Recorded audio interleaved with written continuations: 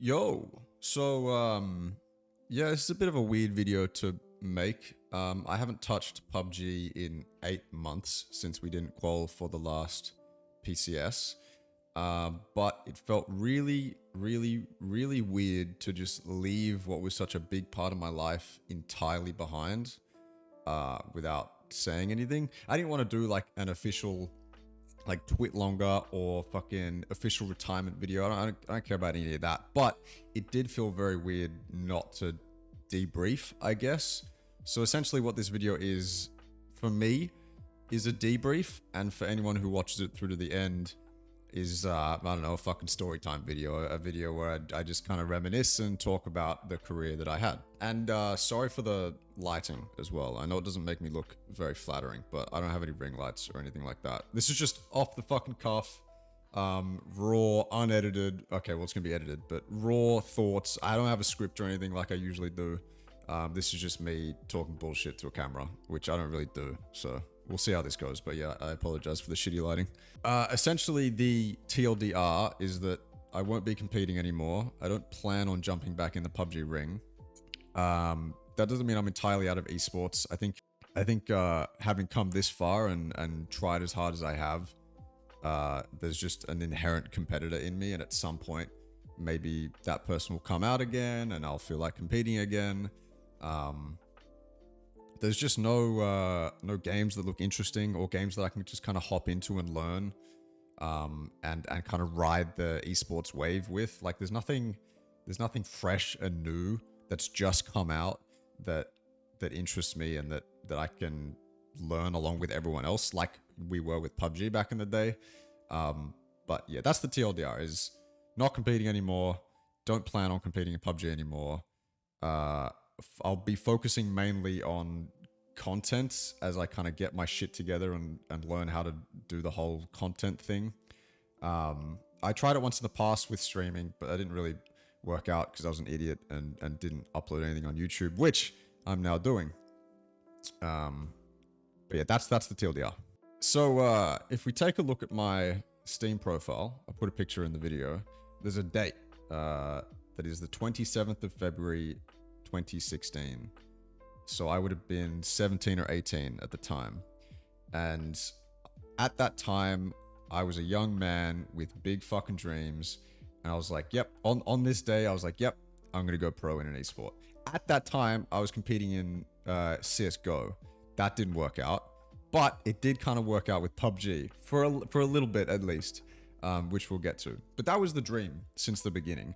And to be honest, when I look back on my entire career spanning 2017 through to 2022, so 5 years of PUBG, there was, I guess 2018 was great.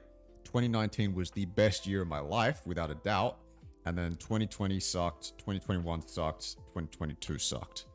But when I look back, I feel like I'd rather take the stance of 2018, 2019 were incredible, and I'm grateful for those years, rather than the last 3 years of my career sucked. I'll tell you what, this is a fucking hard video to record. Like I said, I don't have a script, and reminiscing kind of makes you emotional, and I don't have a structure either, so I'm just kind of running with it, but oh well. But yeah, 2019 was sick. 2019 was the culmination of years and years of dreams, and years of kind of pushing for it and building an attitude that was going to be successful in esports. And so 2019 was great, and I'll always remember 2019 for the good. There was bad in 2019. There was fucking bad. Okay, so in 2019, I competed in NPL for one season. Bro, I'm doing so many fucking takes of this shit. You have no idea. It's so hard. Anyway, I have my coffee. And we'll get back into it. 2019, NPL. That was the first. That was dream come true. That was salary. That was big team. That was big LAN experience versus NA's best. I fucking sucked.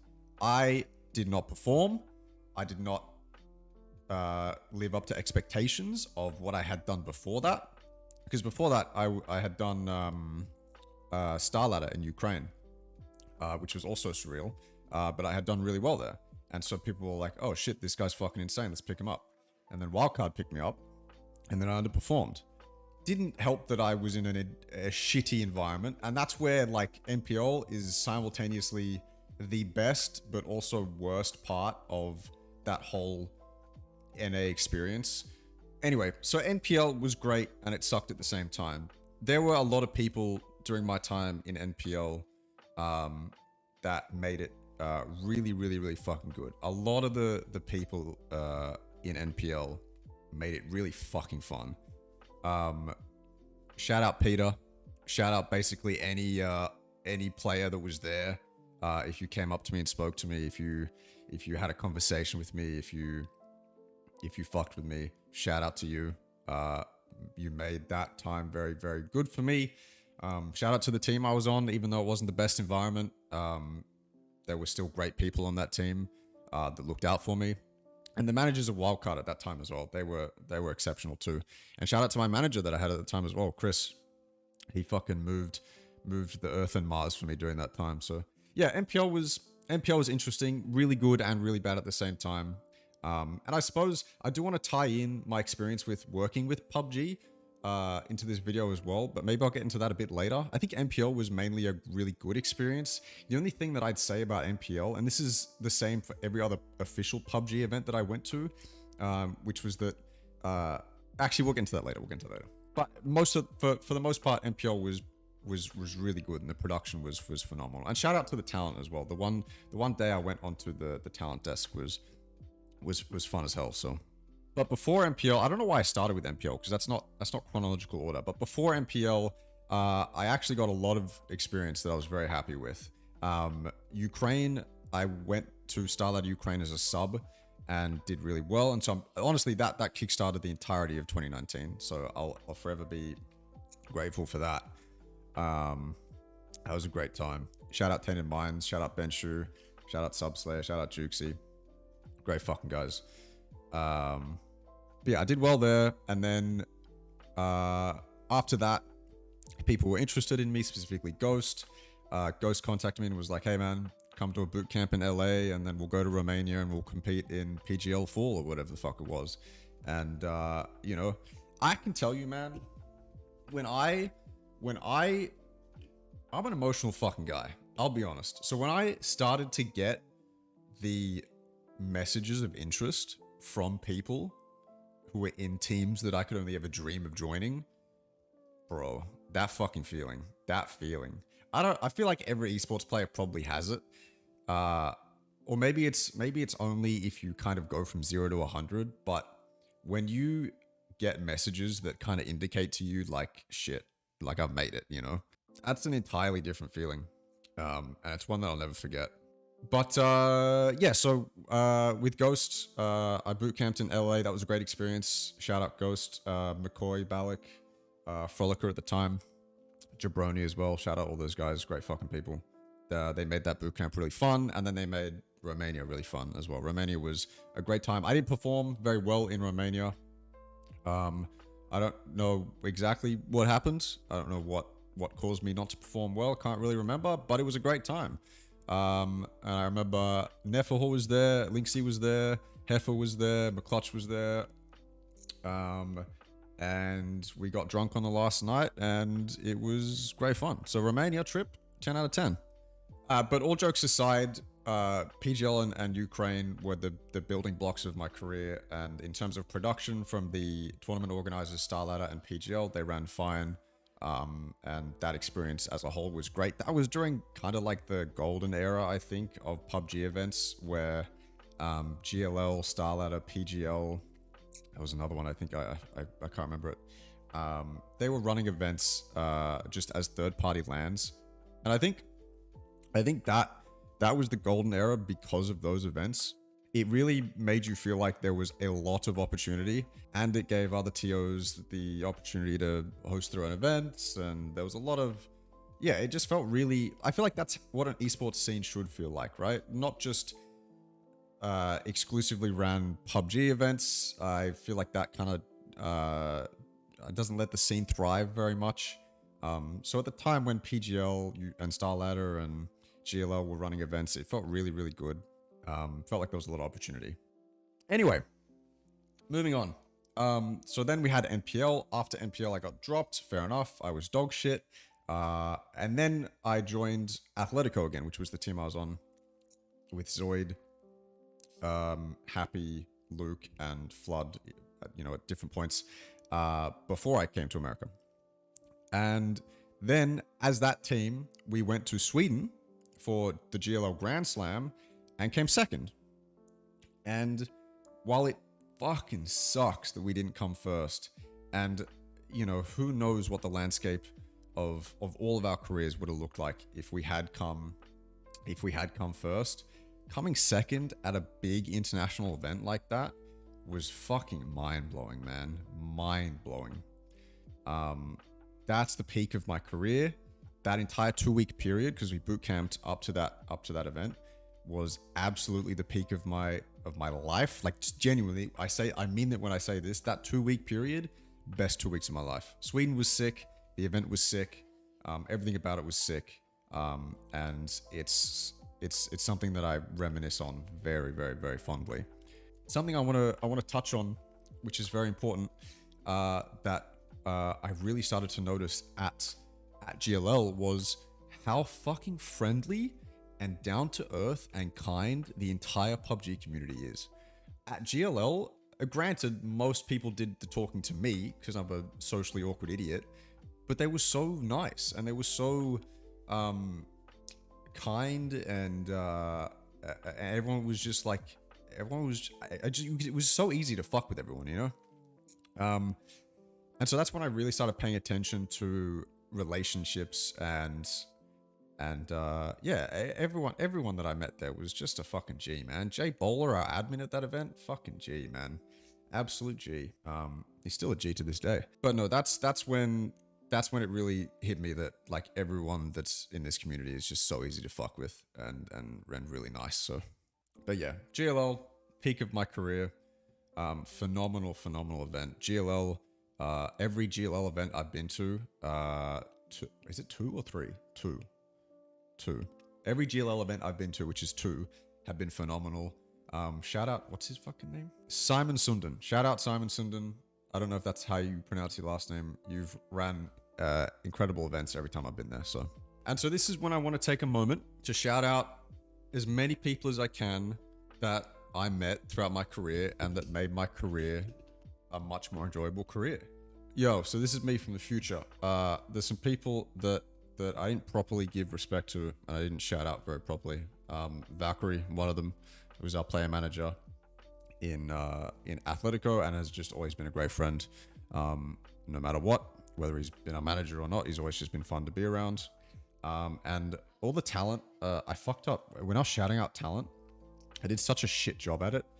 So all the NA talent that I ever interacted with at NPL or anywhere else, any international event or anything, you guys are all fucking incredible. European talent as well. Obviously, European talent as well. Hypoc, Poro, Matrim, Cami D, Toffees, Avenger, Proz. There's also a few people that I can't remember whether I've met or not. But all the talent that's involved in PUBG have just been, every single fucking time I've been on the cast or hung around them or been involved in anything they do, they've just been absolutely phenomenal. Phenomenal people, great people. So absolute shout out to them. Just quickly though, I say this next, again, this is me from the future. There are so many people that I know for a fact I've forgotten to like shout out. The point of this video is not to shout out people that were nice to me or that I really fucked with or that were great. Although I do want to do that. It's just, I can't remember everyone, and it's not that you weren't memorable. It's just that, I just can't remember. So don't take offense to it. If I don't mention you by name, of course I appreciate you and however you interacted with me. But yeah, that's all I wanted to say. Problem with making a video like this is that I'm never going to be able to remember all the names, but if you've ever been kind to me, if you've ever fucked with me as a talent, which all of you guys have since the fucking beginning, then yeah, shout out to you, because you've always been incredibly kind. And shout out, I mean, Shout out fucking all the community managers of PUBG as well, from all across the years. You know, Primrose, Jay Bowler. Now, all those guys have always been phenomenal. You know, McClutch was always phenomenal. Hawkins did so fucking much for PUBG. So shout out Hawkins and everyone who worked as like a community manager or an esports manager. I feel like all those guys were pretty decent people. Maybe there was one or two that didn't quite live up to expectations, but you know, they're not really on my mind. All the player managers that PUBG gave us as well at events were always phenomenal as well. For whatever reason, the translators and player managers were always great and fun to be around.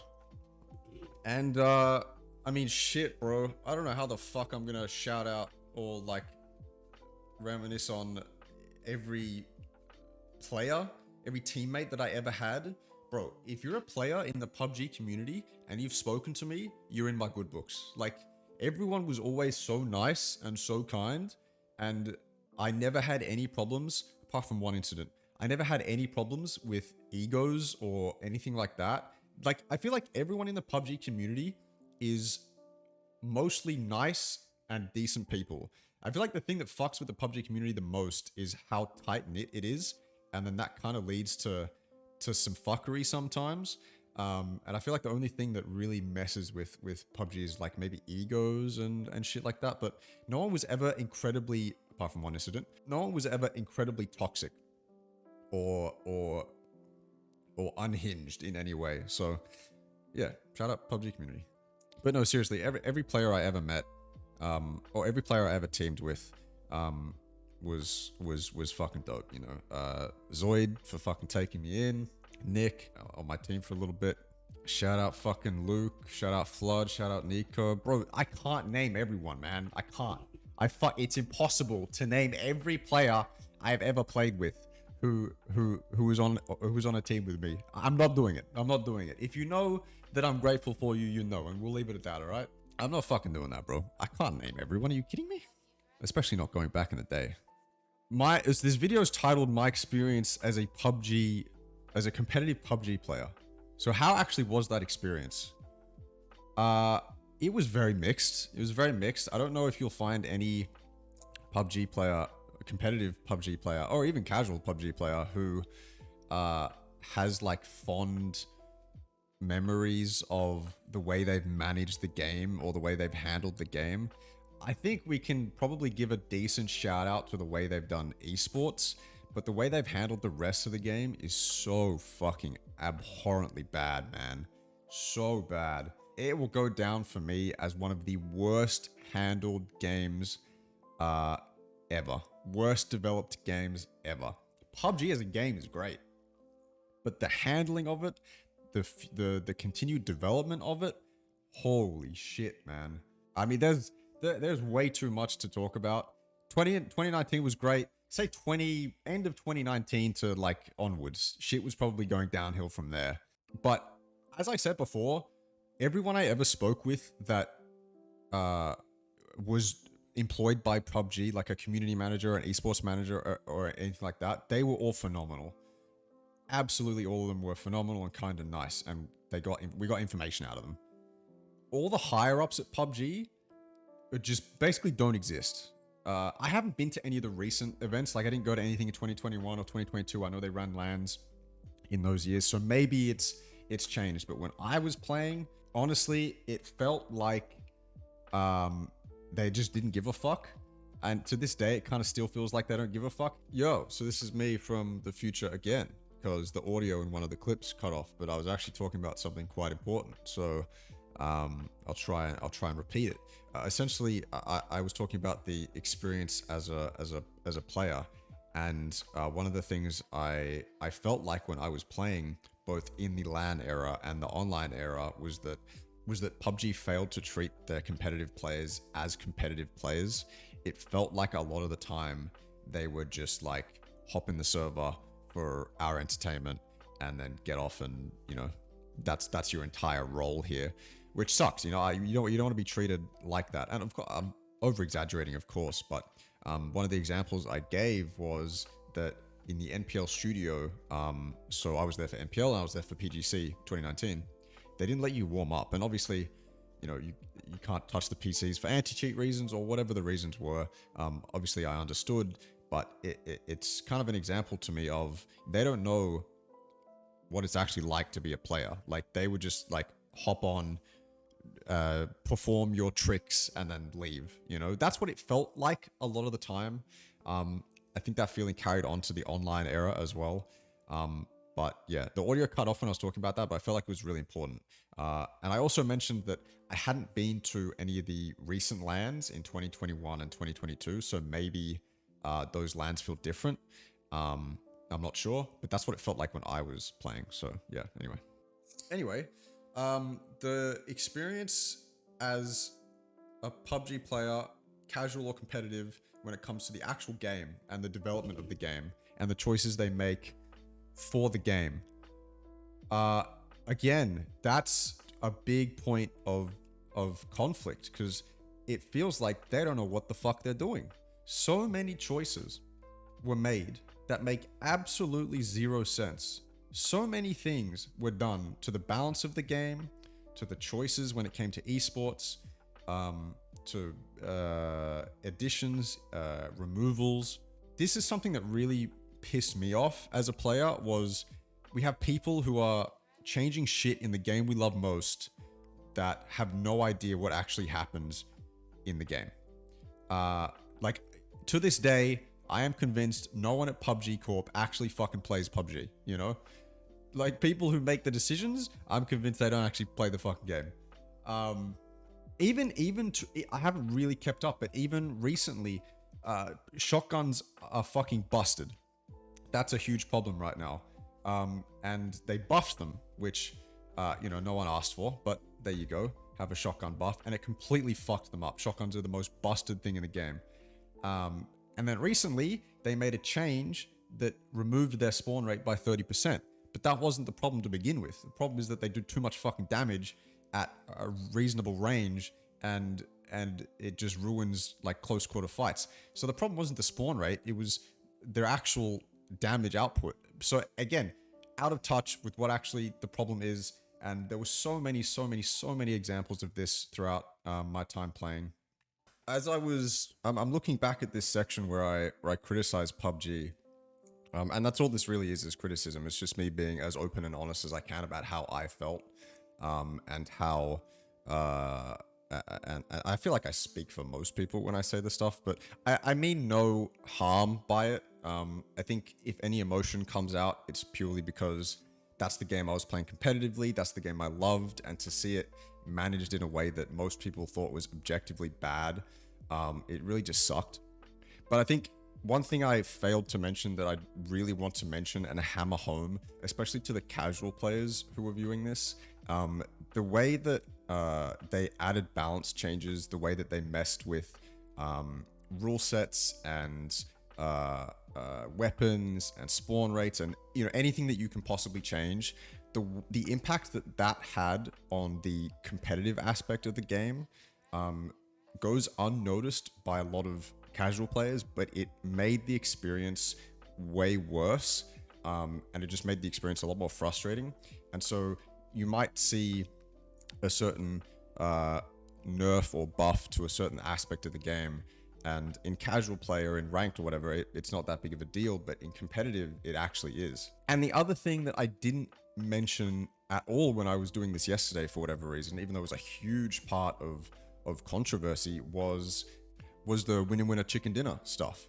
Winner chicken dinner was rightfully criticized by every single person, players and non-players alike, because it was a very out of touch thing to do. And to me, that's one thing that reinforces the whole "you're in the server for our entertainment, we don't really care about you" kind of mentality. There are people at PUBG that care, obviously. I shouted out the community managers before. They fucking care, man. Like, they really do care. There are so many people at PUBG that care, but it's just decisions being made at a higher level that impacted the players in a negative way. I know some people enjoyed winner chicken dinner, but there were so many people that it was really hard on. It was so hard on players. It was so hard on players mentally that they ran mental health workshops for Winner Winner Chicken Dinner just because it had that kind of effect on players. It was so heavily criticized, and yeah, it just brings home the whole out of touch thing for me. Again, this is all criticism. I know people at PUBG care. I'm not trying to talk shit on PUBG. I said this earlier, I don't know if it's in the video or not, but I think the development of PUBG has actually made the game better, but there are so many aspects of it that are frustrating, especially as a competitive player. And, you know, I'm not trying to burn any bridges here or anything. This is just honest criticism from someone who spent 5 years of their life trying to get the best at the game that I could. So, yeah, I failed to mention these things, so I thought I'd add them in because they were quite important. Okay, so let's go back to the end of 2019. 2019 came to a close at PGC 2019. We didn't qual. Me, Zoid, Jukesy, and Flood. That was the team we didn't qual. And then 2020 happened. I can't remember whether we went to GLL Season 4 in 2020 or before 2020. Either way, great event. Had fun. Came last. Whatever the fuck, doesn't matter. But that again, that year 2019 was, yeah, that was when everything, that was a dream come true year, you know. And I feel like if you're competing now, and I know a lot of players do this, and I know a lot of players feel this way, but getting to travel the world to compete in esports is such a fucking blessing, man. Never, ever, ever take it for granted, bro. Never. Literally, like, one of the reasons I love going for walks and exploring the cities and places that I went to was just so I had time to like soak it all in, you know. Like, it was fucking crazy to me when I went for a walk in the morning in Ukraine, and we were in a hotel in a nice area, and then you walk around the corner and it's an entirely different world that, like, you know, I'd never experienced anything Soviet before that, and it just looked so like you see that shit in YouTube videos and stuff. And so I don't know, just don't take that shit for granted. Sorry, don't take that shit for granted. If you ever get to travel again for esports, don't take that shit for granted. I think I don't really know what else to talk about. I'm gonna look over this footage and see if it's comprehensive in any way, and then I'll see if I can like justify posting it. I think to end my thoughts, PUBG as a whole has given me more than I could ever ask for, and it sucks to see a game that all of us loved so much kind of go downhill as it has. Yeah, it's sad to see the direction PUBG's gone, even though I think the development of the game has ultimately led to a better experience. It's just kind of out of touch decisions and weird balance changes and stuff that make the experience, especially as a competitor, they just kind of make the experience less than it should be. Like I said, I haven't gone to any of the 2021 or 2022 LAN, so maybe they're a different story, and maybe this year for the PGSs they'll be an entirely different story too. But this was my experience with PUBG. But yeah, to end it, I really do need to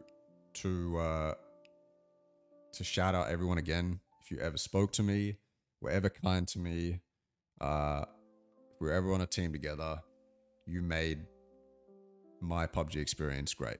And I have made lifelong friends from PUBG, and yeah, I'm just incredibly grateful, I guess.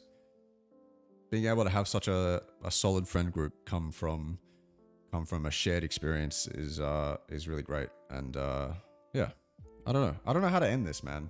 I don't even know if it's comprehensive. There's probably shit that I'll talk about like tomorrow or later today that I'll edit in. I might be wearing a different shirt. I'm wearing my fucking NPL shirt, bro. My wardrobe is entirely PUBG shit. Anyway, yeah, I don't know how to end it. So again, just a reminder, if you've made it this far and you're like, what the fuck is this going on about? Mostly this was just like therapeutic for me, I guess. I needed to get it all out, talk about it, and close that chapter of my life, I suppose. And this is the way I wanted to do it. I don't give a fuck about a twit longer or anything like that. Like, I don't know, man.